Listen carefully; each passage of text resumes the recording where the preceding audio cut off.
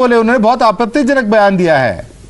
उन्होंने इससे पहले जो बयान दिया है वो बहुत आपत्तिजनक है। उन्होंने कहा है कि ये इस तरह के ग्रंथ को पूरी तरह रिजेक्ट करना चाहिए। उन्होंने बोला कि जो सब नहीं, सुनिए, जिस प्रकार से उन्होंने बोला कि जो सबरी का राम, जो मतलब कि सुग्रीव का राम, निषाद राज केवट का राम, क्या ये कहा गया था? एक जगह बैठ जाने आचार्य जी, क्या ये कहा गया था? और क्या पहला बयान उनका ये था? हम सुनिए, हम लोग भी कहते थे कि राम राज आएगा तब सबका कल्याण होगा, राम राज आएगा तब सबका कल्याण होगा। सर कहते थे।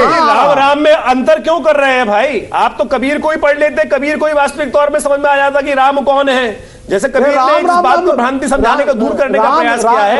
समस्या क्या है कि हम केवल तुष्टीकरण के लिए, अपने वोट बैंक को साधने के लिए हिंदुओं को लगातार गाली देने के अलावा कुछ नहीं करते हैं आप लोग। आप राम को समझने के लिए सबसे पहले राम में अंतर ही क्यों कर रहे हो? जब कबीर ने समझने का प्रयास किया, कबीर ने आपको समझाने का प्रयास किया ना।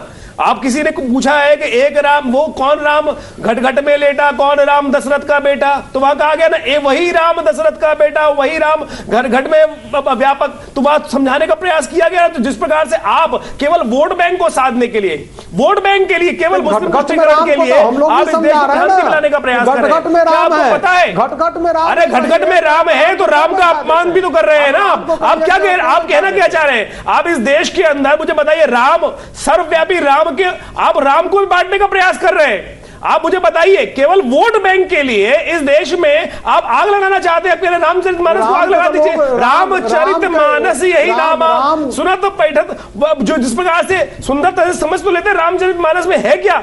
रामचरितमानस में जिस सूक्ति के लिए, जिस चौपाई के लिए वो बात कह रहे हैं, वो किसने कही है? रामचरितमानस इज बेसिकली, तुलसीदास जी एक नरेट कर रहे हैं एक स्टोरी को, और वहां पर जो स्टोरी का वास्तविक चीज है कि काक भिशुंडी ने गरुड़ जी के साथ संवाद किया है। उन्होंने वहां यह बात कही है कि मैं पूर्व जन्म में एक कपटी था और मैंने एक साधु के पास जाकर कपट किया, फिर भी साधु ने मुझे अच्छी रास्ते पे डाला, लेकिन मैंने कपट करने के उपरांत गलत कार्य किया।